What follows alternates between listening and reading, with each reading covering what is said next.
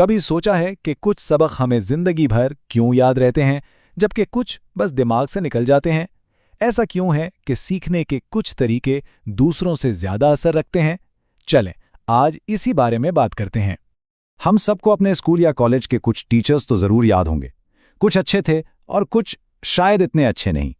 तो जो टीचर्स हमें आज भी याद हैं, उनमें ऐसी क्या खास बात थी? अक्सर वो लोग पढ़ाई को दिलचस्प बनाने के लिए नए नए तरीके और चीजें इस्तेमाल करते थे।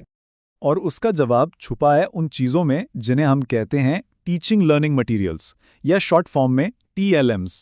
ये वो सारे औजार हैं जो टीचर्स इस्तेमाल करते हैं ताकि सीखने का अमल हकीकी, अमली और मज़ेदार बन सके। इनकी मदद से कोई भी मुश्किल कॉन्सेप्ट आसानी से समझ आ जाता है। अब इन सारे तदरीसी औजारों को समझने के लिए एक बहुत ही दिलचस्प मॉडल है। इसे कहते हैं कोन ऑफ एक्सपीरियंस, यानी तजुर्बे का मखरूत। ये मॉडल हमें बताता है कि हम सबसे बेहतरीन तरीके से कैसे सीखते हैं। तो ये है एडगर डेल का मशहूर तजुर्बे का मखरूत। इसका उसूल बहुत सीधा सा है। हम सबसे अच्छा तब सीखते हैं जब हम खुद कुछ करते हैं। ये होते हैं ठोस तजुर्बात, जैसे कि खुद एक पौधा लगाना। और हम सबसे कम तब सीखते हैं जब हम सिर्फ किसी चीज़ के बारे में पढ़ते या सुनते हैं। ये होते हैं मुजर्रब तजुर्बात, जैसे सिर्फ पौधा लगाने की हिदायत पढ़ लेना। तो अहम बात यह है कि हम इस कोन में जितना नीचे की तरफ जाएंगे, सीखना उतना ही ज़्यादा मौसर और पक्का होगा। और जैसे जैसे हम ऊपर की तरफ जाते हैं, चीज़ें ज़्यादा ख्याली या एब्स्ट्रैक्ट होती जाती हैं और उन्हें याद रखना भी मुश्किल हो जाता है। तो आइए इस कोन की बुनियाद से शुरू करते हैं, जहां सीखने का अमल सबसे ज़्यादा मौसर होता है, यानी कुछ करके सीखना। अच्छा, तो इस कोन के बुनियाद में 3 लेवल्स हैं। सबसे नीचे हैं बराह रास्त बामकसद तजुर्बात, यानी खुद अपने हाथ से काम करना। इससे एक स्टेप ऊपर हैं मसनूई तजुर्बात, जैसे सिमुलेशंस या मॉडल्स का इस्तेमाल। और फिर आते हैं ड्रामाई तजुर्बात, जैसे कोई रोल प्ले करना। इन सब तरीक़ों में ख़ास बात यह है कि हमारे ज़्यादा से ज़्यादा हवास यानी सेंसेस इस्तेमाल होते हैं। अब ये स्लाइड मसनूई तजर्बे की एक बेहतरीन मिसाल है। देखें, पूरे सोलर सिस्टम को क्लासरूम में लाना तो नामुमकिन है ना? लेकिन इसका एक मॉडल एक बहुत ही एब्स्ट्रैक्ट यानी ख्याली कॉन्सेप्ट को एक ठोस शक्ल दे देता है, जिससे हम देख सकते हैं, छू सकते हैं और समझ सकते हैं। मॉडल्स भी 2 तरह के हो सकते हैं। एक होते हैं साकिन मॉडल, जैसे आँख का मॉडल, जिसके हिस्से हिलते नहीं हैं, वो सिर्फ साख्त दिखाता है। और दूसरे होते हैं मुतहर्रिक मॉडल, जिसमें हिस्से हरकत करते हैं ताकि कोई अमल दिखा सके, जैसे सूरज के गिर्द सैयारों का घूमना। दोनों के अपने अपने फायदे हैं। चलें अब इस कोन के दरमियानी हिस्से की तरफ बढ़ते हैं।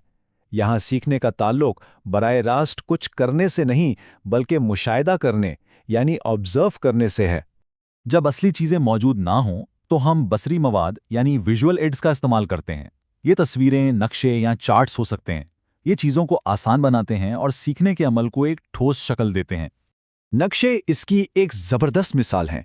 ये पूरी दुनिया या किसी भी इलाके को एक कागज़ के टुकड़े पर ले आते हैं।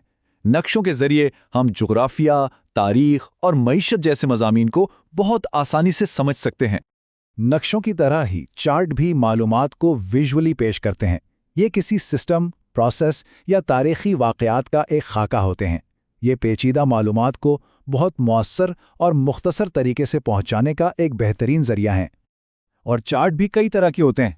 जैसे प्रोसेस चार्ट हमें किसी अमल के स्टेप्स दिखाता है, मिसाल के तौर पर एक तितली के ज़िंदगी का चक्कर। इसी तरह टाइम चार्ट हमें वक्त के साथ होने वाली तब्दीलियां समझने में मदद देता है, जैसे इंसान का इर्तिकाई सफ़र।